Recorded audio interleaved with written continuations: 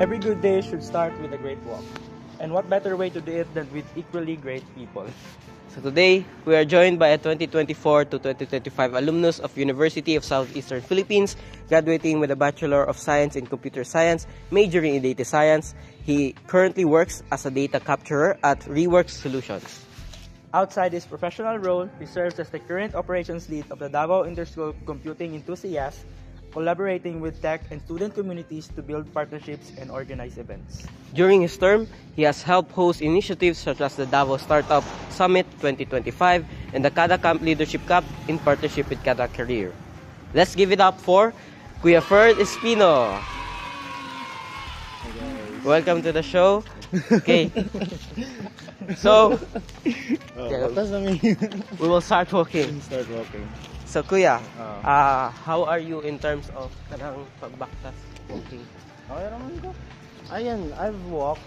I think my max was like 20k a day. 20k a day. 20k one day. Something. So I can walk. Abot lang karon. We'll see. So that's great to hear kay nata diri sa supposedly coastal pero naay nag-fun run sa coastal. Lagi dagat ng coastal ninyo. So we're here sa Rojas likod sa Ateneo and we are going to walk the entire length or until the questions run out. Yeah, okay. So first of all, So first of all, yeah, how is life after college? Like, how is it like adjusting from being just a college student and then to working? It's been interesting to say the least. Like, there's definitely this sense of limbo, of floating in space, kumbaga, when it comes to like the direction that you want to head towards. This is a very anecdotal experience, a personal experience of mine since I finished comsci with the idea na mag-data analyst ko, but like my purpose for pursuing data science was mostly for like working to live. So there is little passion there, and I'm still trying to find the passion to like keep on working and continuing this career path. So it definitely felt like I was lost at one point and had to like stumble and find a path forwards. And that path was finding a job, which thankfully, with the help of my friends, I was able to manage to secure one through a referral. So that kind of gave me a good direction. And then, as someone who's also busy with like extracurricular stuff, and I'm also actually balancing an internship right now, where I immediately got reality checked by time management and managing my energy, managing the time that I spend for myself as well, to not overwork and burn out immediately. And life has been very interesting in that part, figuring that out, finding out what works and what doesn't. So basically, you kang murag na force lang ka na mag-take og job in order to murag for the necessity of it, pero somewhat you're still finding kung unsa jud ang purpose why you learn this kind of course or why did you take this kind of path magingana. Yeah, there's some of that. Like finding a job is a means to an end for me. It's the money that I earn from this helps me provide things for myself and my family, and then if na ako extra, then provide things for my friends as well. So the job itself is actually, I'm very blessed to have a good boss. Naman, I'm very understanding.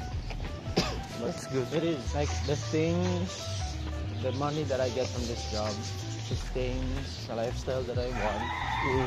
I'm still working on, and it has given me some sort of direction on what possible path that I can take. in order to climb up. Mm-mm. So life after college has been a bit of a struggle, but thankfully for the efforts that I've made naman during college, establishing connections, befriending people, I've been able to find work that is fulfilling Mm-mm. to keep me going even through the more, let's say, floating times where I felt like I was lost. Mm. So, overall, you are satisfied sa current mo na job and current situation mo? Currently, I wouldn't say content. Content, but kato I'm content. still looking for Mm. content, yet still looking for something better. Okay. So, let's go to the other question. So, in our subject, contemporary world, Yeah. it emphasizes how globalization affects or connects countries, ang culture nila, ang people, and creating a world na ang information technology and services kay dali lang siya ma-access sa other people. So, in your opinion, since you are already doing the job and from what I've heard diba, is you're working for another company outside of the Philippines. US client. Yes. How has globalization affected data scientists of today? For the most direct effect that I can give you as someone who is working remotely is one, my shift is vastly different from a normal job here in the Philippines because I start at night in order to fit the time zone of my boss, because the day for them is like 10 or 9 p.m. here. That's one very big effect on my lifestyle from the globalization. Then there's also holidays.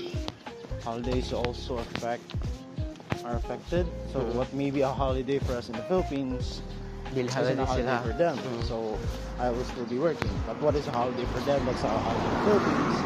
I find myself free, but people here aren't. Like, for example, the upcoming Thanksgiving holidays in the US, we'll be having holidays there. We won't be working, but people in the Philippines will still be working because of the cultural differences. So, in terms of technology, like, what technologies have you kanang nagamit nimo na is not really available here in the Philippines, but or because of globalization nagamit nimo mo yan ako yun? So far, it's definitely AI. The Philippines does not have the infrastructure. Currently, does not have the infrastructure to host big data centers that are sustaining AI, artificial intelligence machines like ChatGPT and stuff like that. And we've gained access to that and so many more cloud-based services through, of course, globalization, because their services have spread to us through the web from outside of the country. Like, they're made available worldwide through the pun not intended World Wide Web. And that's definitely one of the technology-wise. That's definitely one of the biggest pieces of technology, like cutting edge, state-of-the-art technology that we gain access to through globalization. We have access to, I'm sure all of you are aware now, the Philippines has always been a bit behind, especially as a third world country, when it comes to technological developments. Like, you can see 1 terabyte per second siguro na internet outside the country, and here we're struggling to have 99 is good. 99 is good. 50 Mbps is already decent. That works for my work. It's already okay. We get the latest products a little bit later than most. Yeah, one day. countries, yeah. So AI, like web applications that web applications, AI, I think are the most let's say recent and outstanding example of a piece of technology that we've gained access to through the development of globalization. So, the next question, is about major topic what na discuss mo sa subject, which is cultural globalization. So, there are so many things that shape the global itself. Like it could be like especially the social media, like sila user and the digital platforms and such. So, the next question is, how do you see the global digital interactions affecting the kinds of data we work with in computer science and data analytics?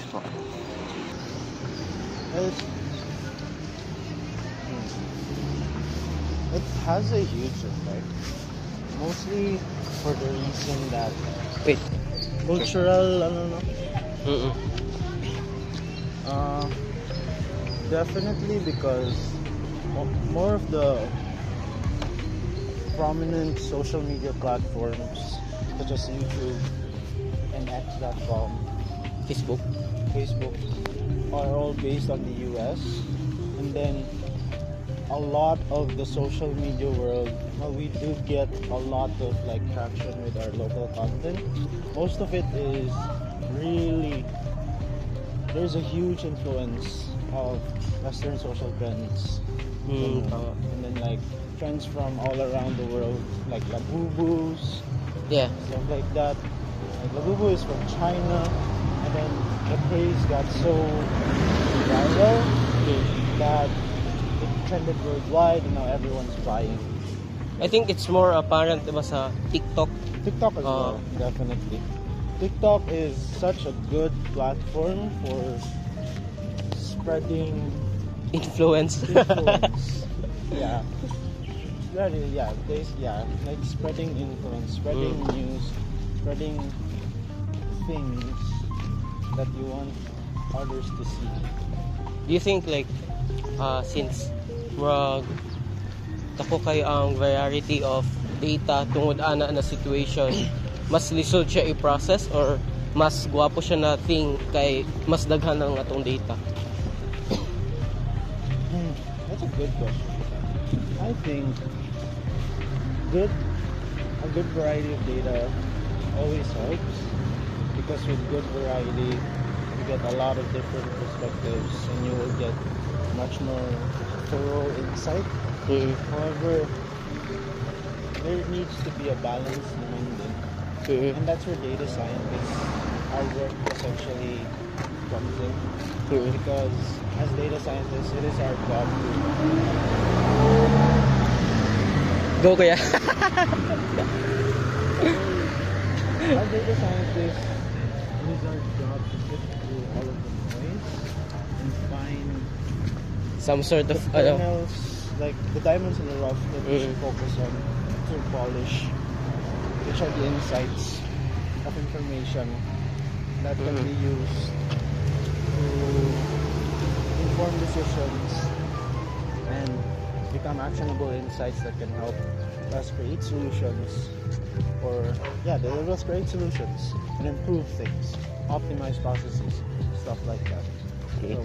So in the topic of globalization and other countries influencing the data, sa contemporary world, it also talks about global governance. Okay. So institutions like the UN or EU is shaping international policies, including data privacy laws and ethical standards for technology. So for you, how important is it for kita as data scientists to understand the global tech regulations and ethical frameworks na ginabuhat nila when working with real-world data, especially that it is, like you said, it's affected by globalization?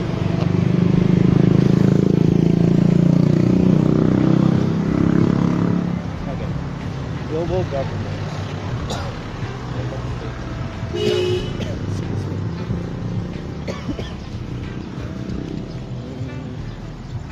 definitely the UN, the large influence of the UN and these other governing bodies on the standards of data is, I think, a good thing, especially during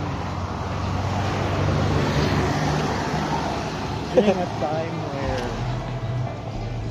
like everyone's data is being used as a commodity by being sold to companies by AI, or being sold to AI companies by their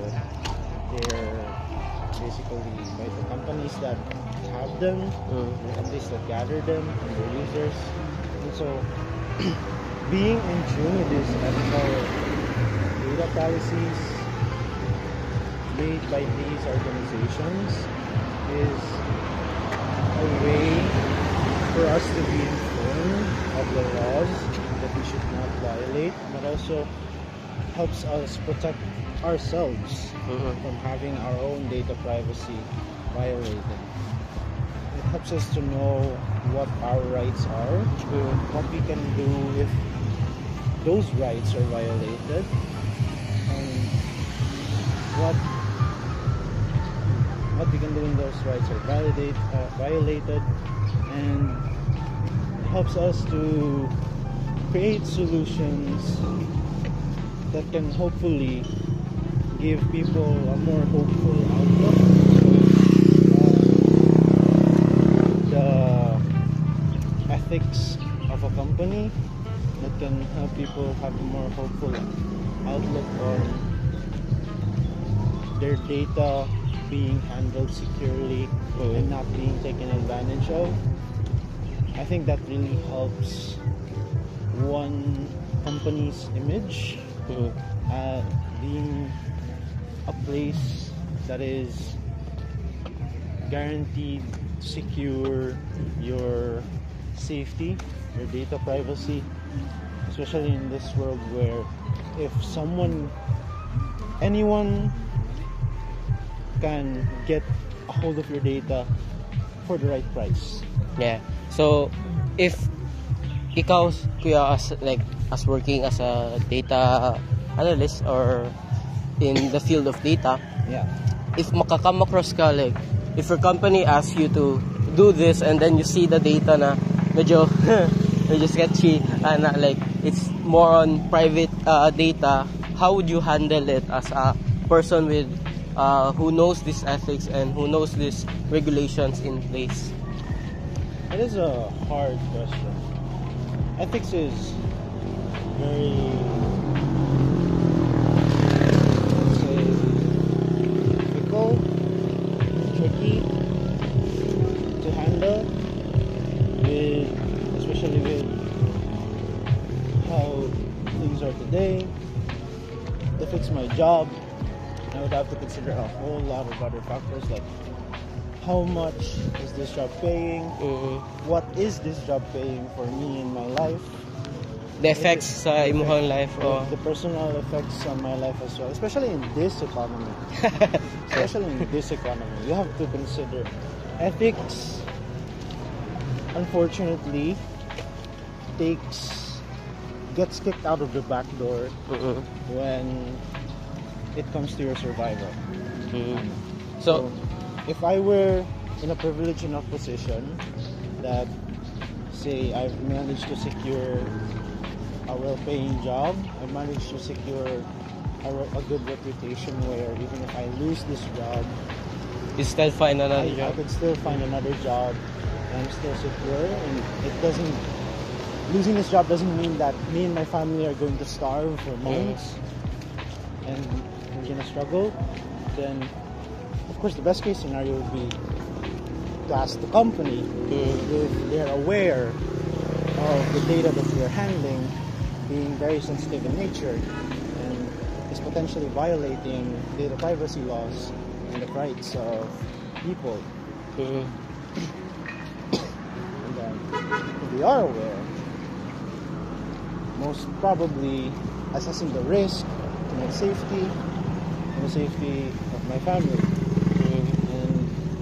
Best case scenario, where one can become a hero. If I were to take that step, then I probably leak it, not exactly expose my name. Anonymous tip. Anonymous tip. Probably anonymous tip or leak it to like multiple reliable Sources. journalist services, like what other whistleblowers do when leaking.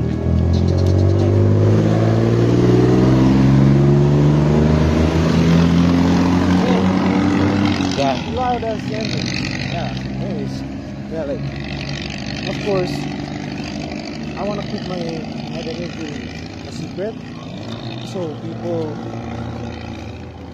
these big companies, that they have their self-interest compromised by my leaking of this information and these violations. They don't target me or my family. Yeah. So for the next question, is about migration and demographics. So population changes and demographic patterns. Basically, this data is very valuable Yeah. that could affect societies and economies.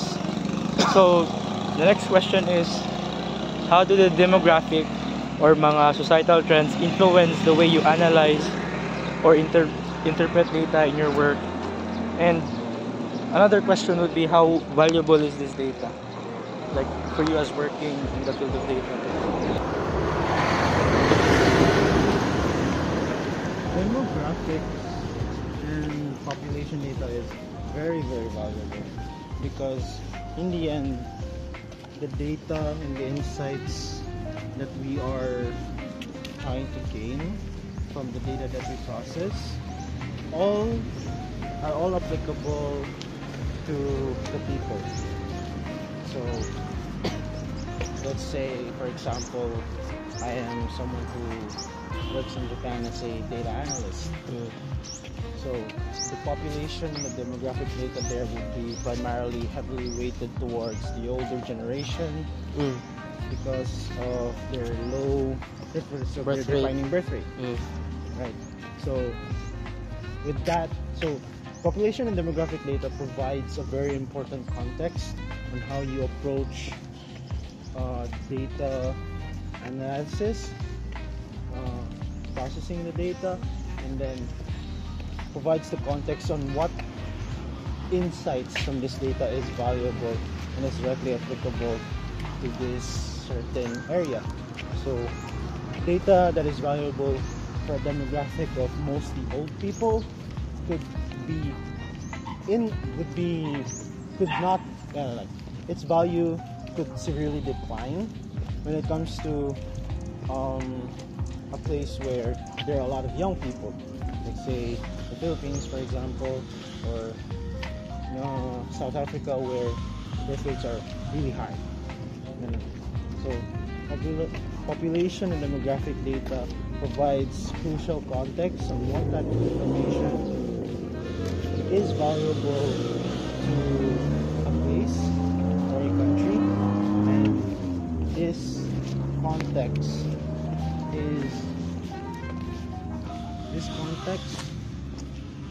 gives you a lot of information as well, and this is what allows you to basically decide what is valuable, what isn't, and what solutions should you pursue over these specific things. Because in the end, the solutions that you will provide will be provided to the people. If the people don't use those solutions, then they're basically nothing. Useless. Yeah. So we also study global economic systems. So let's say trade, finance, global markets, which heavily rely on data-driven decision-making and predictive modeling. So how do economic trends or global market changes influence the type of analytics or algorithms used by you, people in the industry? Do you commonly nag-dabble ba ka sa kuya, like finances or may Can you repeat that again for me? how do economic trends or global market changes or influences the types of analytics or algorithms used by data analysts in the industry.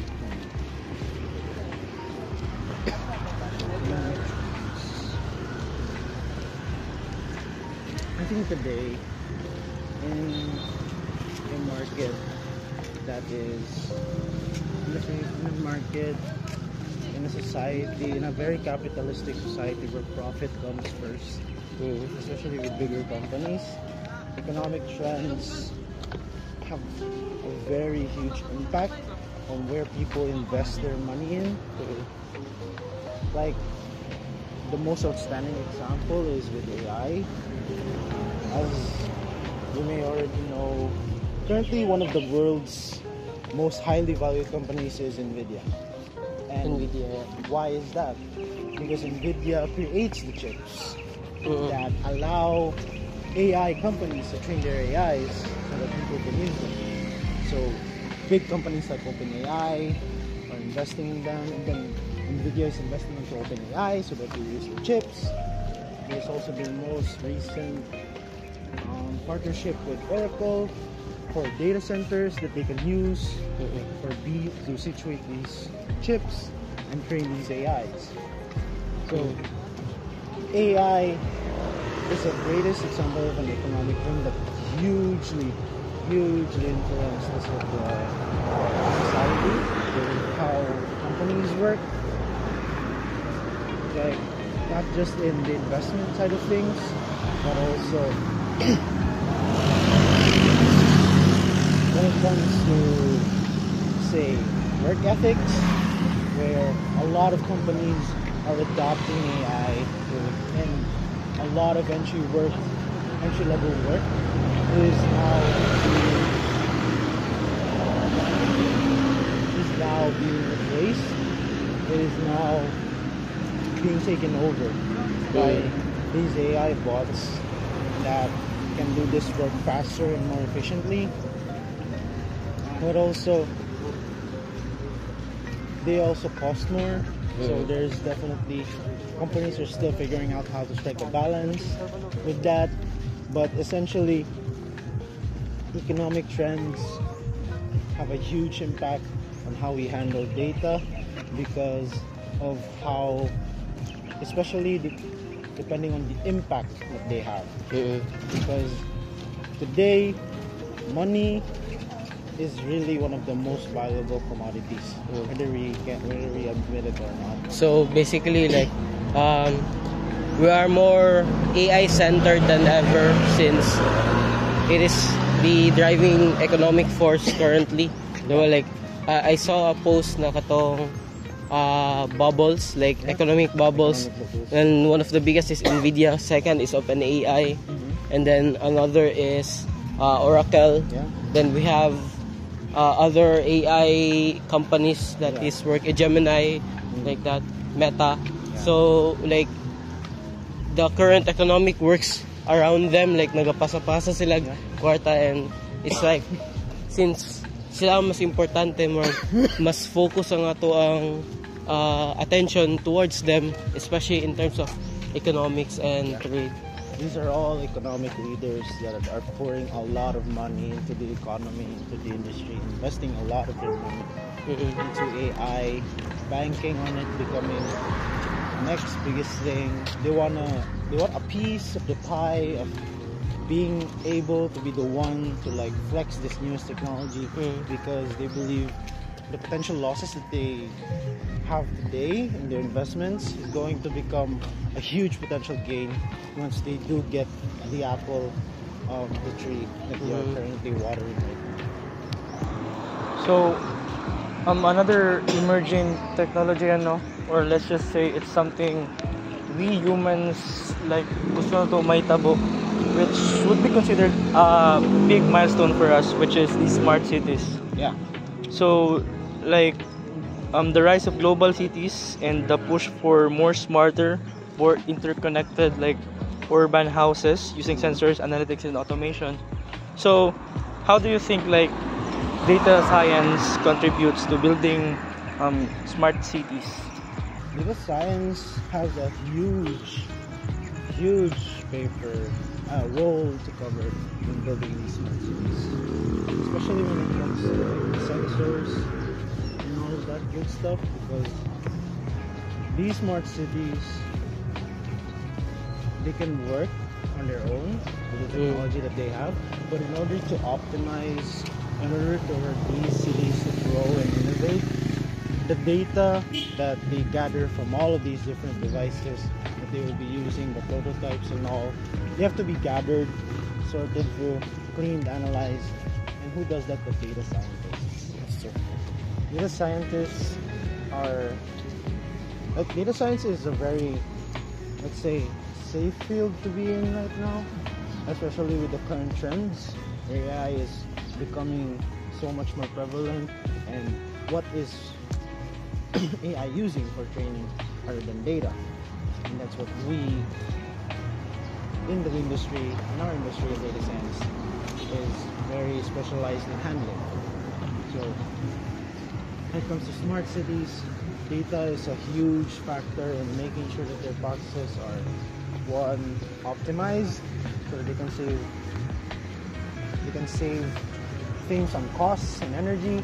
Because definitely one of the bigger things that they will want to optimize is energy, especially with the amount of technology that it would take to properly run the smart cities. Having sensors all around, having technology left, right, and center in your city is going to cost a lot of power.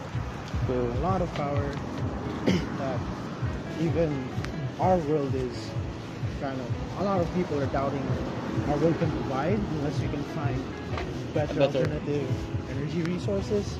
Like, we are barely keeping up with the energy required by the AI data centers, and with how prevalent AI is right now, smart cities will inevitably also have AI baked into their code, baked into their technology. So definitely data scientists will have a huge role in optimizing, in ensuring that the future of these smart cities is sustainable and serviceable and is actually usable for people in the long run. Okay, so I think we're running out of time, so let's proceed to the last question, and then we're going to have the rapid questions part. Okay. So the last question is, in contemporary world, it encourages us to reflect on our role in the society. Diba? Like as you said, you think you have a greater purpose, or you're still finding that purpose. And what do you think is the broader social responsibility of us data scientists in a globalized world? Our broader social responsibility, I think this directly connects with the ethics of handling data privacy, and then basically what we do with that data. We handle a lot of data, sensitive data, and we decide what information is valuable and what information isn't. When deciding that information, it is up to us to decide whether what information is released to the public, what information is kept safe, what information is used. So basically, we are like some sort of like guardian, or kita ang mag-manage sa floodgates of data when it comes to handling it and processing it. So it's up to us to make sure that ang kailangan lang gamiton is gamiton, ang dili kailangan is to be kept safe. Like, guardian is,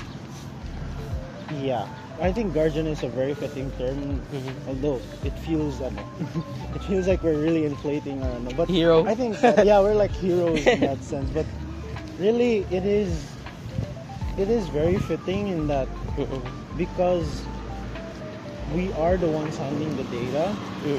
If like, it is very easy to especially these days, we're already seeing that it's very easy to abuse this privilege in order to make profit. Yes. And a lot of companies are doing that right now. A lot of companies are selling data to other companies for AI training and other purposes so that they can increase their profits. Yes. Meta has been known to sell data of their consumers. Like, it's drop lang. Like, looking at that, you can already see that if the people that are holding this data do not have this sense of ethics, the sense of moral responsibility to safeguard this and to serve the people, then data is going to spread. No one's privacy is safe, and it'll be chaos. Okay. So, let's proceed to the rapid questions. Basta ta. Okay.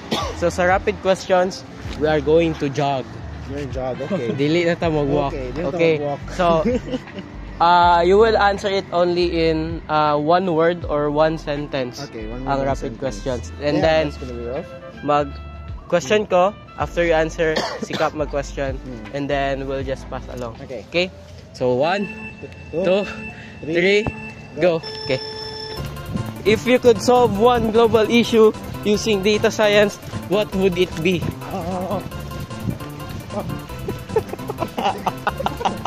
Climate change?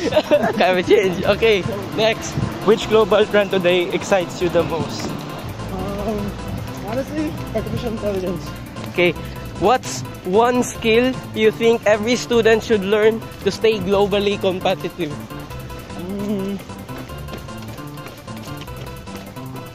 The ability to learn and adapt to new technologies and things. Okay. If you could work anywhere in the world for a year, where will you go? I would probably go to Japan. Okay, that's true. What is one piece of advice you'd give to students in navigating an increasingly globalized world?